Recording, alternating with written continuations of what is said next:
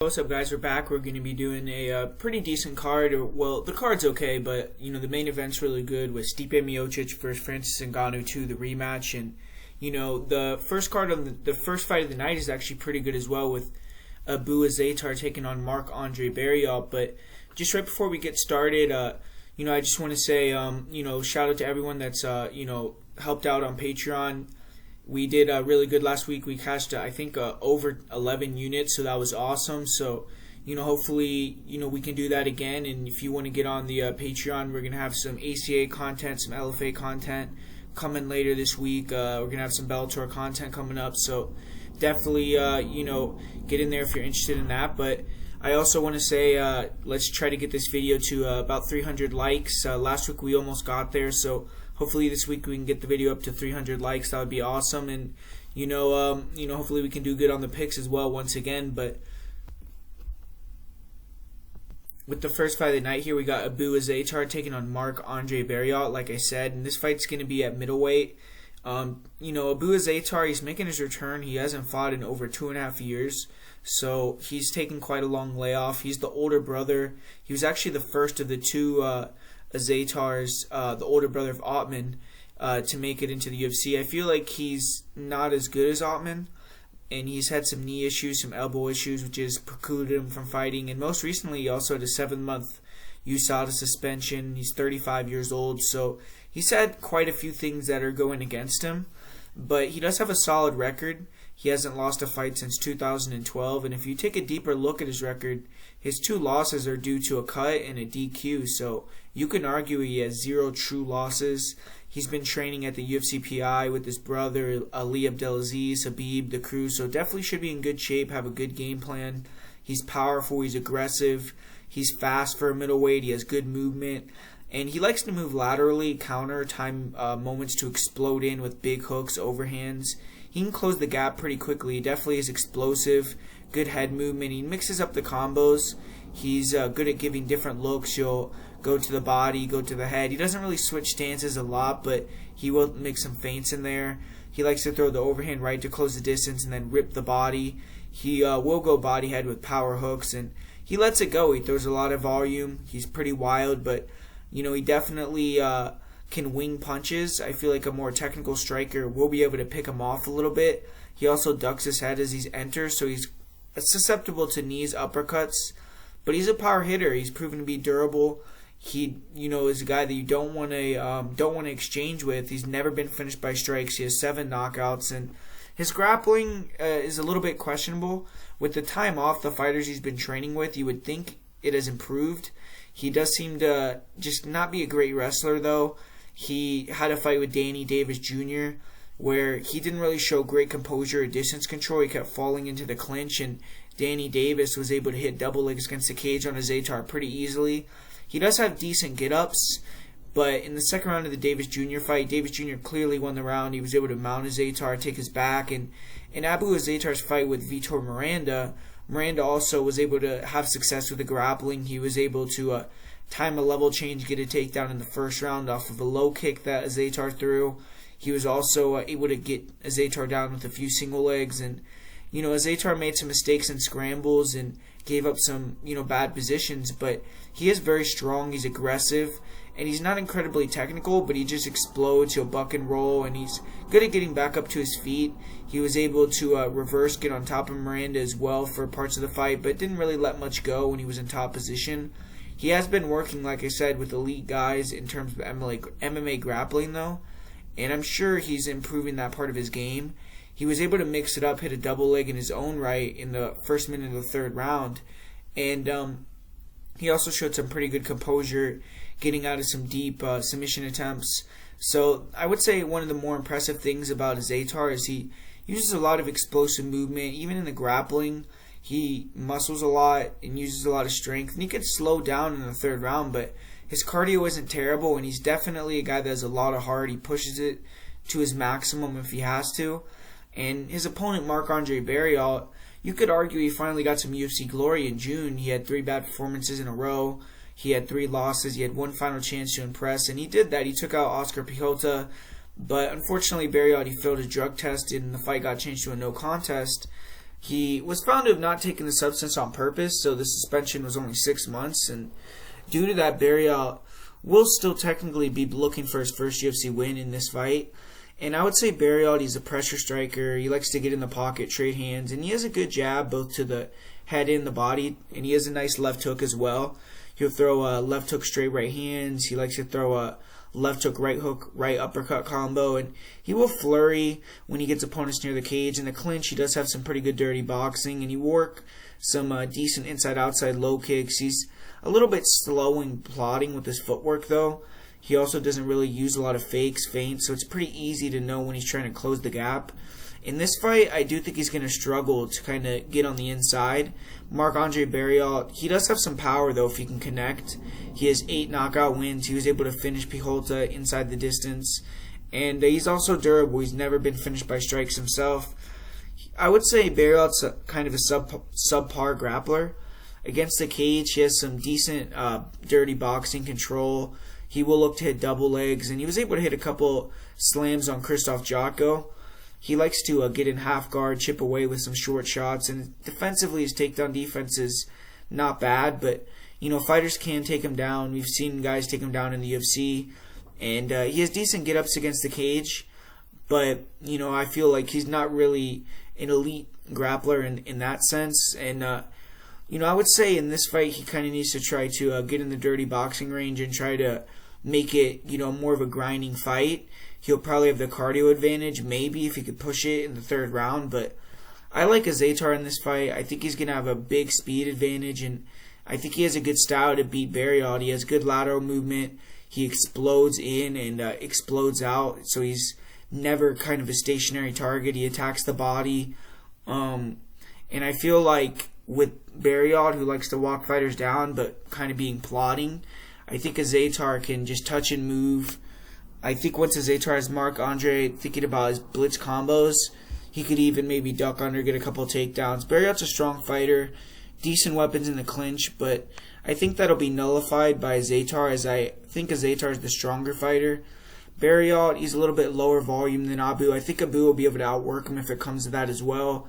Finishing Barriault's going to be tough, and Azaitar needs to pace himself accordingly. I think unless Barriault gets a flash KO, though, or Azaitar really gasses hard in that 3rd round, it's Abu's fight to lose.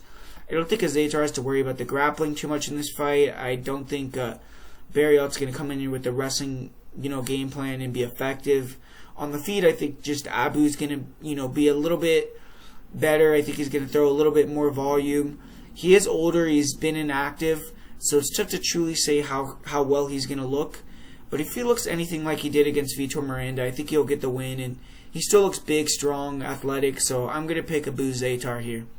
In the second fight of the night here, we got Shane Young taking on Omar Morales, and this fight has kind of been up in the air all week. I've seen reports where they've said the fight was canceled, Shane Young is off the card, and then I've seen reports now, and I've actually seen an interview where Shane Young has said that, he's still fighting. So, this fight could potentially happen. I feel like it still could potentially be called off, but as of now, they're still going to fight, and it's an interesting fight because Omar Morales is a guy that I feel like is going to be the superior athlete, the bigger guy. He's fought at lightweight before, and I think he has the better weapons in terms of I think he has the better, faster hands and better kicks. But Morales, sometimes he can allow himself to get backed up, and Shane Young is a guy that likes to back you up, throw a lot of volume, stay in your face, and good cardio. He can push the pace, so it's an interesting fight because I think they're both going to try to keep it on the feet, and I think that Shane Young is going to have to really try to back up Omar and try to put together combinations, because I think Omar is going to have that big power edge and the speed edge. So if he allows Omar to go forward, or if it's at range, I think that Omar is going to have a lot of success with the leg kicks, with the body kicks, with the straight punches. But if Shane Young can back him up, behind the warning track, the double black lines, and just kind of try to feint him out a little bit, attack the body, attack the head, just win on volume and always be in his face, he could kind of maybe smother the power. But I do feel like just when you're looking at the matchup, we just saw Shane Young go in there and fight a guy that's a real good kicker, that is pretty explosive. I feel like Ludwig Klein is a level above Morales in terms of the striking, but it's a similar matchup, and I feel like Shane Young, he just took a pretty bad knockout. I don't feel like he has the power to finish a guy like Omar Morales. I think Omar is the definitely more dangerous fighter.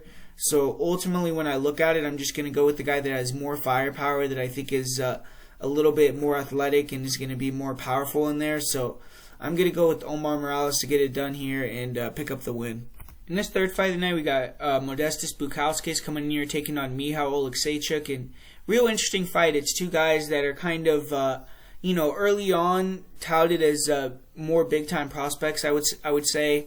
But they've kind of, started losing. Or Modestas only has one loss. Michal has 2 losses in a row. And it's kind of, this fight, I feel like, is going to show who's going to be the guy that moves forward as the prospect and who's going to be the one that maybe is on the chopping block in their next fight. But it is a good fight because I do feel like both guys are going to most likely want to keep it on the feet, at least early on. I actually feel like Oleksiejczuk maybe will go to the wrestling because I feel like he does have underrated grappling. We saw in the KO Roundtree fight, he got several takedowns in that fight and was able to wear down KO Roundtree after that first round. So, we've seen Modestas Bukauskas. If you've watched this guy fight, his takedown defense is very questionable, very good.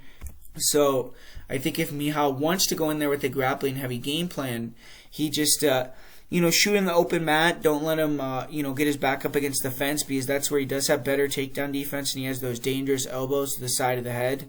We saw him finish. I feel like his last one for sure against Andre Michailidis was that way as well. But I feel like his win previous to coming in the UFC was also with those elbows to the side of the head. So that is a dangerous weapon that he has. And Modestas is going to be the much bigger man in there. He's going to have the reach advantage, the height advantage. He, I don't think is the better athlete, but you could argue that. I guess it's pretty similar in my opinion, but I think that Modestas probably maybe controls distance a little bit better. He likes to kind of try to move around and look for that straight right hand and has pretty good kicks. He's a little bit unorthodox and kind of weird striker. But I do feel like he, even though has that style, the movement-based style, trying to pull you into strikes, I don't know if he's necessarily athletic enough, because we saw like in his last fight he can get clipped. He doesn't necessarily move super fast, and with his hands down, a guy like Michal, if he can get on the inside, I think he's going to have a lot of success with his boxing combinations. But the thing is, I did see Michal struggling to get inside in certain fights, closing that distance, and Modestas is going to be moving around, trying to throw those leg kicks and time that straight right hand. So if he can kind of damage Michal early with some kicks and keep him on the outside of his punches, then that's going to be his path to victory. But we just saw Modestas get knocked out really badly, man, against Jimmy Crute, and I just feel like Michal Oleksiejczuk, he's not going to have the fear of the takedown in this fight, so he can close the gap really aggressively. And I think that on the inside he's going to have the big gap in terms of the boxing, the hand speed, just the defense. He has a pretty good Philly shell defense, and I think that Modestas has a chance to win because he does have a lot of advantages in terms of the size advantage, and I do think that he probably has better distance control, kicks, and range striking. So, he's always going to be a dangerous guy. He's big, he hits hard, but I think that Michal is probably going to be able to track him down, cut the cage off, and put one on his chin. And I'm not really necessarily convinced with Modestas' durability, because we've seen him get knocked out really badly against Jimmy Crute, and he also has another knockout where he got knocked out cold against John Redmond. So 2 times he's been finished. He's been absolutely flatlined, which I don't really like to see. So I'm going to go with the guy that I just think is probably a little bit more powerful, more durable. So I'm going to go with Michal Oleksiejczuk. With this next fight, we got a striker versus grappler matchup with Jared Gooden taking on Abubakar Nurmagomedov. And Abubakar Nurmagomedov, he was unsuccessful in his UFC debut. He entered, he was a huge favorite. He was obviously hyped up due to the last name, but submitted in the first round is a pretty bad performance, and he's only managed to win 1 fight in his last 4 fights. He hasn't had a win actually since 2018, so it's been quite a while for him. He has to prove his worth in this fight on Saturday, and he's a well-rounded fighter. He has decent in and out movement. He has okay feints, head movement, but man, very flat-footed. He does do a good job of controlling the center of the cage, and he's southpaw, so he works behind that jab and the left kick and throws some decent inside-outside leg kicks early. He throws some tight punches down the middle. His straight left hand is pretty accurate. And, in the pocket, he will feint takedowns and throw some hooks, uppercuts. He could slip and rip okay. Good check right hook. And, he has a nasty left round kick to the body. So that's probably one of his best weapons. He also has a pretty good step-in knee. But if you pressure him, he just turns into pure wrestling mode. Is kind of, desperate to shoot him on the legs. He's a solid striker, but, just doesn't really move his head when he throws punches. And he can get countered, man. He got countered with an uppercut while throwing a jab. He got dropped and submitted in a PFL fight. He can struggle to get on the inside sometimes because of his flat-footedness. And he's susceptible to low kicks. He can get caught with, shots in the pocket. He likes to more be on the outside or in on the legs or a body lock. So he's not really a guy that likes to be in that middle range.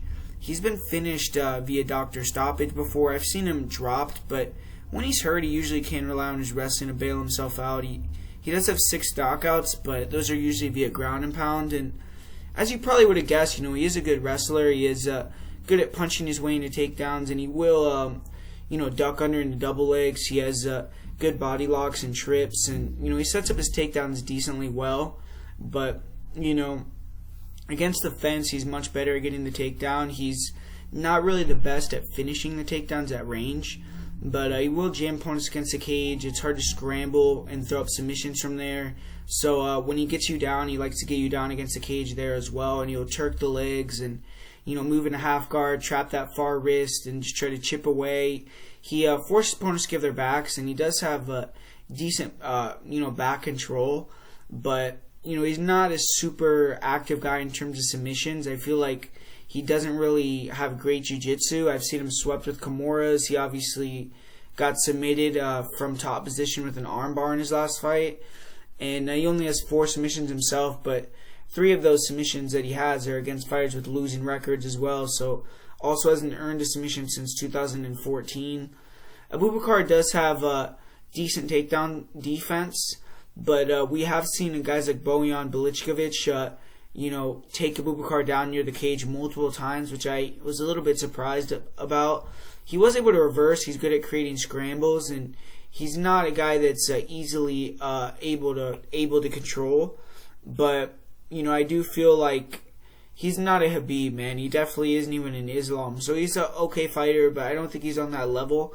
And Jared Gooden, he had a fun entrance to the UFC, but didn't get the job done. I mean, he went to war with Alan Jouban. I think it was a fight of the night, but took a lot of damage, showed a toughness, but this time I think he wants to show more of his skill set, and he's a fun fighter to watch. He's a good talker, and if you can put some wins together with that type of style, the UFC could get behind you. But I feel like Gooden throws a really nice jab.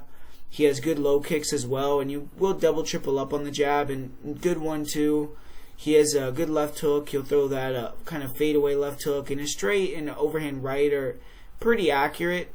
He likes to slip and rip in the pocket. He'll throw some wild attacks like Superman punches, flying knees. I feel like those knees pretty good at timing them. In this fight, it's going to be something that he's going to try to do. And he likes to taunt guys and get him emotional and try to get him to make mistakes. This fight against a Russian, I don't think that's really going to work. And his defense isn't the greatest. He can be hit with shots as his hands, are down at all times. He doesn't really have the best footwork. His chin isn't the greatest either. I mean, he took a brutal knockout loss against Bruno Oliveira. He got rocked a lot of times against Alan Jouban, and he has a tendency to stand flat against the cage and just use a high guard. So, fighters can just attack the body. They can, go in and around the guard. He's only been finished by strikes 1 time, but definitely his damage meter is getting up there. And he has 6 knockout wins. Pretty good grappler. He will mix it up. He catches kicks well. He, will look to get takedowns against the cage. And on top, he has good ground and pound, decent rear naked chokes. And, he can be taken down, though. We've seen him lose fights by being out grappled. For instance, in his fight with Michael Graves. His get-ups aren't bad, though. He actually has, decent get-ups, decent scrambling ability. I feel like he had a good account for himself against Michael Graves. Graves is a high-level wrestler, and Gooden was able to defend his share of takedowns, even, got on top at some periods of time, got him some control time against the cage in that fight. But as the fight went on, we did see Gooden get tired. His striking became much less effective. He was much less dangerous, and he ended up being on his back more and more. and he has finished 12 of his 17 wins, so that's usually going to be his method of victory. He's only 4-4 in decisions, or 5-4 in decisions, which is not very good. So he definitely is a guy that it's most likely going to finish you or either lose the fight. And in this fight, I just unless he can time a knee up the middle, I don't think he has that submission threat off of his back. And I think even on the feet, Abubakar is going to be able to land the jab and have some success. So I'm actually going to go with Nurmagomedov to get it done here. Kind of the Russian co-style on the feet, hit some takedowns, and pick up the win via decision. I don't think it'll be an overly entertaining fight, but I think Abubakar will just be able to do enough to get the win. And all right, we got this fight here: Alonzo Menifield taking on Fabio Cherant. This is a fight that got announced and rebooked here on really short notice. I think that Cherant took the fight today, which it was supposed to be William Knight versus Alonzo. They tried to set that fight up a couple times. It seems like that fight just isn't meant to be, man. So Fabio Cherant, he's stepping up here. He's taking on Alonzo Menifield, and Cherant, he's not a bad fighter. He's competed on the Contender Series, where unfortunately for him, he did get knocked out in that fight against Oleksiejczuk KO. But he's come back. He's won 3 fights in a row since then. He's a young guy. He's only 26 years old, and was able to pick up, the belt in the LFA recently. He won a 5-round decision over Myron Dennis, who's a veteran in the sport. So, pretty impressive win there for a guy like Fabio Cherant to go 5 rounds. Looked like he had good cardio there. He looked pretty good overall. And Cherant, like I said, he's not a bad fighter. He is a little bit low volume. In this fight, I feel like he's going to be looking to counter-strike, which, is what he likes to do in a lot of fights. Sometimes he will pressure and try to feint, open up openings, and then try to land his strikes. But in this fight, I think he's going to be more trying to use lateral movement, footwork, and try to get Alonzo to chase him and try to put together some combinations in the pocket. Because I do feel like just pure boxing combinations and hand speed, stuff like that, I think Cherant is better. He puts together his combos pretty good. Good jab. He attacks the body well. Pretty good kicks. He isn't an active kicker, but he will throw some nice kicks here and there.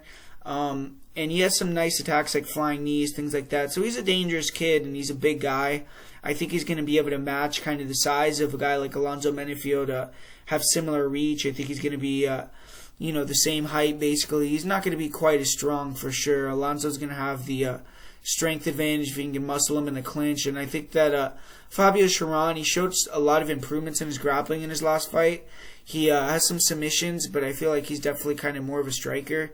And in his last fight, I kind of felt like Myron Dennis may have been able to hit some takedowns on him, but Cherant did a good job denying a lot of the takedown attempts, and even was able to hit some takedowns on Myron Dennis, who I don't think he's going to be able to hit takedowns in a guy like Alonzo Menifield, but it was good to see more of his progression in that fight. And in this one, Fabio Cherant, I just think, like I said, early on, he needs to try to move around, maybe walk Alonzo into some longer combinations, get his respect, and then when Alonzo starts to slow down, then start to walk him down and try to overwhelm with longer combos with the forward pressure. But Cherant isn't a guy that really puts a lot of volume out there.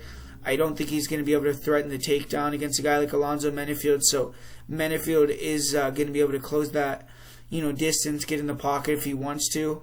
And it's going to come down to if Cherant is going to be able to either hurt him with the shots that he has so he can get his respect, or just be fast enough to land and get out before he can get hit. But this is a big step up in competition. And Alonzo Menifield, I mean, he comes out of Fortis MMA now, but he's a Muay Thai guy, nice kicks.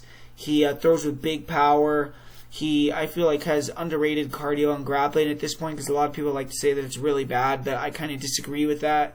And I do feel like Menifield is going to be able to close that gap and probably land on Cherant, make him uncomfortable with the pressure that he puts on him, and maybe even get him in the clinch, slow him down. And Cherant's taking this fight on very short notice as well. So I just feel like Alonzo, it's going to be a tough task for Fabio to come in and get the win here. But, I did see the line. It's like minus 250, minus 300.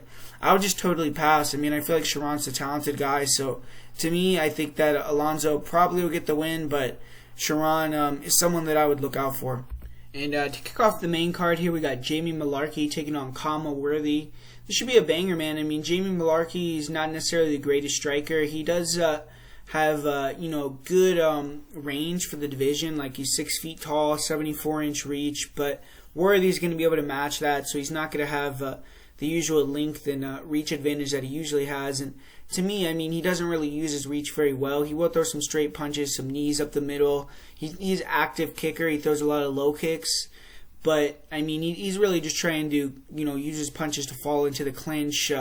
He tries to shoot some double legs, but his double legs are real ugly. He doesn't set them up very well, in my opinion. And, he does do a decent job of shooting in on the legs and then coming up into the body lock, pushing you against the cage, trying to get you tired in the clinch. And, more as the fight goes on, once he starts to, keep walking you down, stay in your face, and at least he's throwing volume out there, even if it's not the prettiest thing in the world, along with shooting these level changes, making you work to either defend the takedowns or getting you against the cage, working you over a little bit, or even hitting the takedown. So he does have a style where it's a taxing style. If you're not ready for it, he can grind you down. And if you can get on top, he is decent on top. I would say he's not the greatest grappler in the world, but, he's pretty good. He's real aggressive. He'll throw big ground and pound. He's always trying to, attack submissions. Like, he has good arm triangles, rear naked chokes. So he is a guy that if he can take you down, he's going to be trying to look for the finish, which is something that you do want to see. So that, in that sense, if he does get Khama Worthy down, that's probably going to be his best path to victory. And I do think that he probably is the more durable fighter and he has the better cardio. But Worthy on the feet, I mean, I think he's going to be way faster. He has pretty good movement, and Worthy does a good job controlling distance. He'll throw nice straight punches, good counter guys, so some guys are kind of nervous to close that gap on him. And he was ready for the takedown in his last fight against Luis Pena. He had a good sprawl, doing a good job staying heavy on the neck, and eventually he caught that front choke submission. So, he showed that even if you do shoot in on him, he has some weapons that he can counter with you.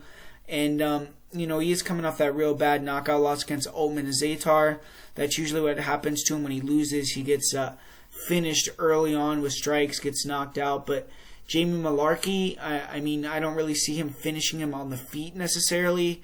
So I think that, it's definitely possible, I guess, because of the fact that Worthy's been knocked out so many times, his chin is a little bit susceptible, but more than likely, I think for Mullarkey to win, he's going to have to hit takedowns, and I do feel like maybe it's possible, but I think more often than not, I think Worthy's going to be able to keep the range, keep it on the feet. He has pretty good takedown defense. I wouldn't try to engage in the grappling in this one in terms of going for front chokes, things like that. Just deny the takedown, disengage, get back up to your feet, make Jamie strike with you, and if he does that, I feel like he's going to have the cardio. He's going to have everything that he needs for 3 rounds to be able to do that, stick and move. And I think that, he's going to be able to have a potential chance to finish a guy like Mullarkey as well, because Mullarkey's defense is so bad. I mean, we saw he's very tough, durable, like in his fight with Brad Riddell. But, man, he was on the brink of getting finished in that one. So, Khama Worthy, I think, is probably going to be able to win with the striking in this one. And it's a decently close fight, but I feel like there is some value there on the line with Khama Worthy. So, yeah, I feel like Khama Worthy should get the win. And up next, we got a rebooking with Gillian Robertson taking on Miranda Maverick. They're supposed to fight a couple weeks back, and not really changed my position on this fight. I know, Gillian's the underdog, and a lot of people, are pretty confident in Miranda Maverick. They were confident in her last time. But I'm still going with Gillian Robertson in this one, and it's for a lot of the same reasons. I mean, we got a girl in Miranda Maverick who I feel like is young. She's improving. Both these girls are young, but Miranda Maverick, 23 years old, and she's obviously getting better every single time we see her.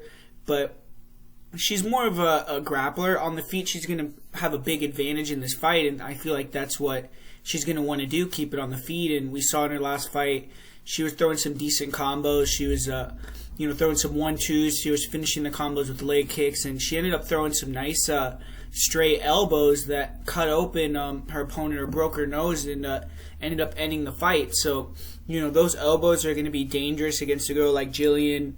All the straight punches down the middle, just the boxing, because Gillian doesn't really move her head, and obviously she's not a girl that's really dangerous on the feet. I mean, she's not looking to really be on the feet. She will sometimes throw some straight punches out there. She has a decent kick. She'll throw high kicks, body kicks as well. But I mean, she's just trying to close that gap, hit the single leg, And, on the feet, Maverick is going to have a big-time advantage. But I don't necessarily think Maverick is all of a sudden some type of finisher on the feet or she has big power. She just more not caught that girl with the elbow, broke her nose, and it was a doctor stoppage. So I think Gillian is going to be able to take some shots. I don't think it's going to be like she's going to land a couple punches. Like Maycee Barber, she has legitimate power. I don't necessarily think Miranda Maverick has that same type of pop. And in terms of sometimes Maverick, she likes to throw a lot of kicks. And, she kind of has that karate stance, like wide base. And I feel like she kind of telegraphs a lot of her kicks. I mean, she really loads up. And I feel like Gillian is going to be looking for that when she telegraphs her kicks to catch a kick at the takedown. I feel like Maverick as well can kind of get backed up. And I feel like also, it's orthodox versus southpaw, so that single leg is going to be there for Gillian, which is the takedown that she wants to get. If she can kind of back Miranda Maverick against the cage, chain wrestle, I think she could take her down as well. And, I just feel like Miranda Maverick on bottom, we've seen her get taken down, get controlled by girls like Deanna Bennett, Pearl Gonzalez, and we've seen her guard pass. I don't necessarily think she's the best off bottom. I think Gillian, being super aggressive with the jiu-jitsu, if she can get on top, she's going to be able to pose issues for a girl like Maverick, get in dominant positions, maybe even finish the fight. I feel like there's just a lot of recency bias with this line, man, because she did look good in her last fight against Jojua, Miranda Maverick, but go back and watch some of those fights, like where she's fighting Pearl Gonzalez and Pearl is mounting her, taking her back. When she's fighting Deanna Bennett, the first time she's losing the fight by unanimous decision. The second time they fight, in my opinion, she's down 2 rounds, and she does find a way to get on top and get the finish. But against a girl like Gillian Robertson, I just feel like that's not a very good look. And like I said, I don't think Maverick's necessarily a girl like a Maycee Barber or Tyla Santos. I don't think she's on that level yet. I think a lot of people really overrate her severely. So I'm going to go with Gillian Robertson here, and I think she's going to be able to probably get the submission win. And up next, we got the Sugar Show coming back. He's taking on Thomas Almeida. So this is a cool matchup. We got Sean O'Malley's coming off the first loss of his career, even if, he doesn't want to admit he took the loss. And he's fighting a guy in Thomas Almeida who, back in the day had a lot of hype himself. He had that sick flying knee over Brad Pickett. But obviously now, you see on his record right there, all those L's. He's lost 4 of his last 5 fights, 3 fights in a row. And he'd taken a long time off, came back, fought Jonathan Martinez, and in my opinion, I feel like he actually showed some improvements in that fight, even though he lost with his defense, and I didn't think it was the worst performance in the world, especially off a long layoff, but didn't get the win there either, and, I feel like he's probably on the chopping block here against Sean O'Malley, but, it's definitely a fight that it's good for Almeida in a way as well, because if he can get the win, then he's going to be right back in the mix. It's a huge win for him. So it's a good opportunity for Almeida, and it's a good matchup for Sean O'Malley to kind of get back a little bit and, get back in the groove, get some wins. And, the way I see the fight going down, Thomas Almeida on the feet, he's a Muay Thai guy. Obviously, Sean O'Malley, he's more of newer breed type of fighter, hands down, a lot of movement, timing, kickboxer. And, I feel like Almeida, he is going to have to really try to get on the inside, use those leg kicks like we've seen. But the thing is with Sugar Sean is he's just very accurate, man. And I think the fact that Tomas, he's, kind of from that Muay Thai base, he doesn't really move his head very much. He has that high guard. I think Sean O'Malley is going to really early on try to attack the body. Body kicks, straight punches to the body, jabs to the body, try to open Tomas up and, then go to the headshots, because I feel like, if you can touch Tomas on the chin as well, I don't think he doesn't have as much confidence in his chin anymore, because you see he doesn't pressure quite as hard as he used to pressure. He likes to kind of more stay on the outside, look for that straight right hand, the overhand right, and I feel like he's definitely better when he can pressure forward. And in this fight, I just don't know if he's going to have the confidence to do that. I think Sean's going to have the, much better footwork, movement as well, and be countering him, making him reset when he hits him. So I think O'Malley is just going to have to worry more about, volume in this fight, touching him. Don't try to knock him out, because the knockout potentially will come. But, if he tries to hang in the pocket, stick in, that's where Tomas is going to have his best chance, because Tomas is good in the pocket. He could slip and rip. I feel like in terms of raw power, I'd probably give the advantage to Thomas Almeida. And, if he can get on the inside and make it ugly, I do think he's probably the tougher fighter as well. I mean, we've seen Sean O'Malley, multiple times now kind of, get injured and then really, really lose his focus and, just the fights go sideways for him. Whereas we've seen other guys get broken foots, things like that, and been able to fight, continue on through the fight, and, handle it much better than a guy like Sean O'Malley. But I think in this fight, Thomas Almeida, he's kind of been hinting at it on his social media as well.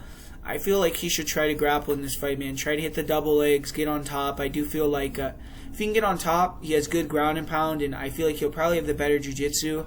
I didn't really like how Sean O'Malley looked on bottom against Chito Vera. I know he was already hurt with his leg and all that, but, I mean, he was just, like, playing with the wrist. It looked like he was, I don't know. It was like he was used to, like, training in the gi or something, because it was like he didn't defend himself at all for the ground and pound, man, and Chito just came over the top of those huge elbows, knocked him out. So, I mean, there was definitely a lot of damage sustained there from Sean O'Malley. He took concussive damage there, and if Almeida can get on top and, land some big shots, avoid the submission game of Sean O'Malley, I think that's probably his best path to victory. Because on the feet, I just feel like Sean's going to be too fast to, cut angles too good, be moving around, feinting, switching stances, giving too many different looks for Almeida. And Almeida's just going to be too basic, man. He's going to be trying to close the distance, looking for those basic boxing combinations, the counter combos.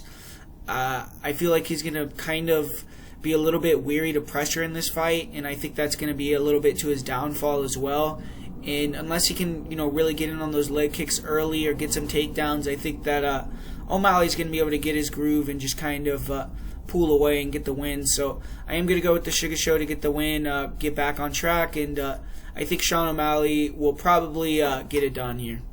And in the co-main event here, we got Tyron Woodley taking on Vincente Luque, and man, I mean, talk about a fall from grace, right, with Tyron Woodley. 3 straight losses. He's lost 15 rounds in a row, or 14 and a half, essentially. I guess he got finished against Colby Covington. And, now he's going to be taking on a guy in Vincente Luque who's, slowly, quietly been, getting a great resume in the UFC. I think he's won 11 of his last 12 fights. He has 11 finishes, or 10 finishes, and definitely is a guy that's super entertaining, very fun to watch, great striker. So, they're kind of giving Luque a chance here to come up, get this win over Tyron Woodley, get the rub. And you've seen all the other guys that got the win over Tyron Woodley. They all either won a UFC title or fought for the title. So, that's something that could be in Luque's future here.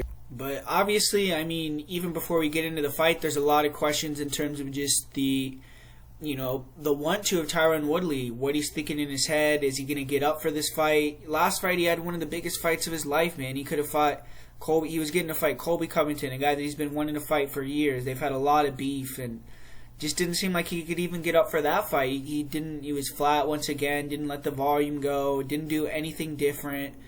So to expect him to come in here and do something different against a guy like Vincente Luque, I don't know how he could have, more motivation for this fight than he had for the fight against Colby Covington. So it's tough, man. And even on the feet, I mean, I think that obviously Tyron Woodley's been facing some great fighters, but Luque is a different animal on the feet, man, than these more recent guys that he's been fighting, in my opinion. I mean, I think that it's a real bad matchup for Tyron in terms of that, because Luque is a guy that has really good forward pressure, but he controls the distance well, and he throws really nice low kicks, man. And, I feel like Tyron Woodley, that's going to be something that he really struggles with, because he's so predictable with his movement, man. He either backs up in a straight line, he's straight against the cage, or he's trying to go to his right to set up that right hand. And, when you fucking, if you cut him off, man, and you just throw that leg kick, I feel like Luque is going to be landing that kick all day.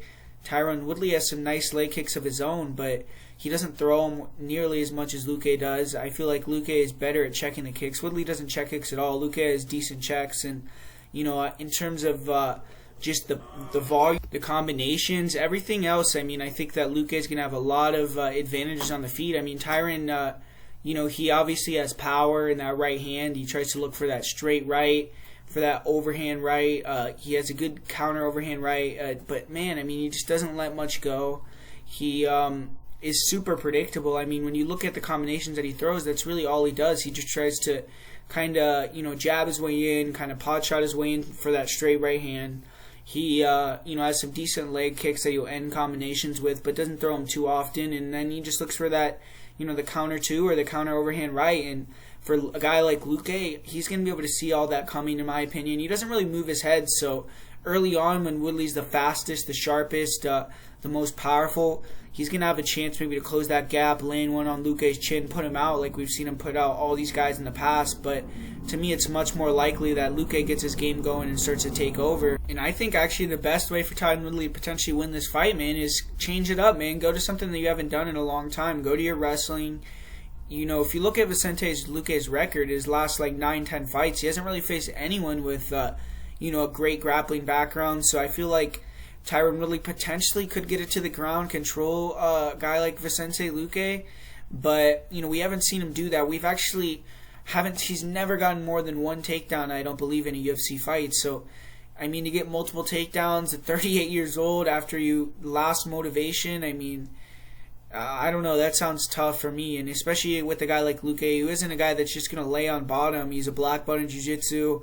He will attack submissions. He'll work to get back up to his feet.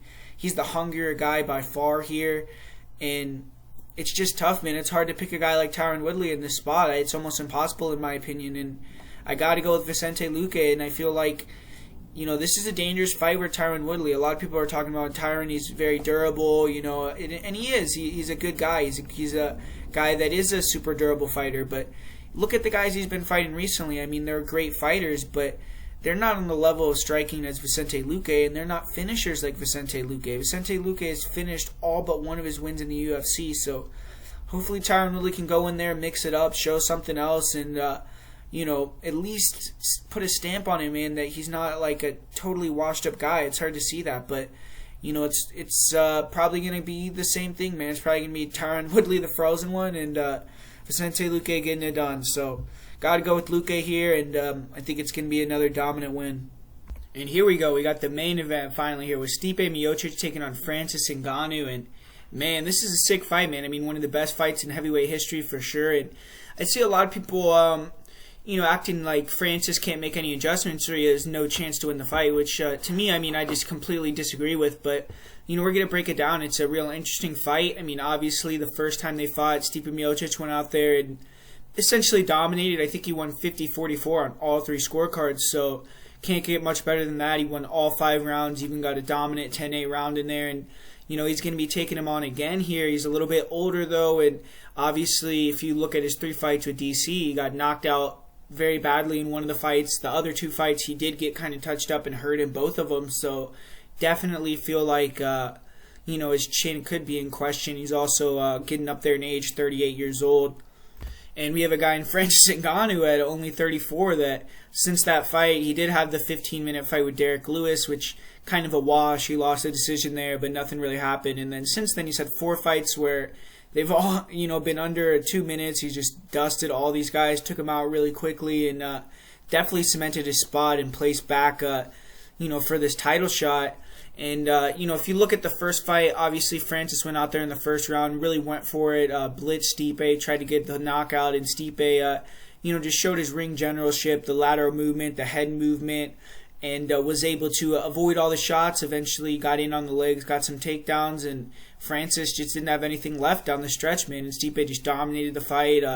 Ngannou was totally gassed out, and so Stipe just controlled and dominated the title fight. But in this fight, I feel like Francis should maybe learn from that. Try to look at some of the tendencies that Stipe was doing in that fight and just be a little bit more economical. Because if you see, in my opinion, I think Francis is probably better when he's the counter striker. When he still comes forward in all of his fights, but you see, like when he fought Curtis Blades, for instance, or when he fought Cain Velasquez, he was closing the distance, but he was waiting. He wasn't necessarily just blitzing forward, throwing wild shots like he did against Jairzinho Rozenstruik, but he was just closing the gap, making them uncomfortable, waiting for them to shoot in on him, and timing that uppercut. And he landed it on both the guys. He timed the uppercut, and you saw, Stipe Miocic, whenever Francis was pressuring that guy, he started to shoot for the single leg. It was very predictable, so Francis is going to be able to, if he could pressure, counter with that uppercut, counter with that knee. He doesn't need to land very clean to hurt Stipe or to knock him out, man. And that's definitely something that I think he's going to be looking for in this fight.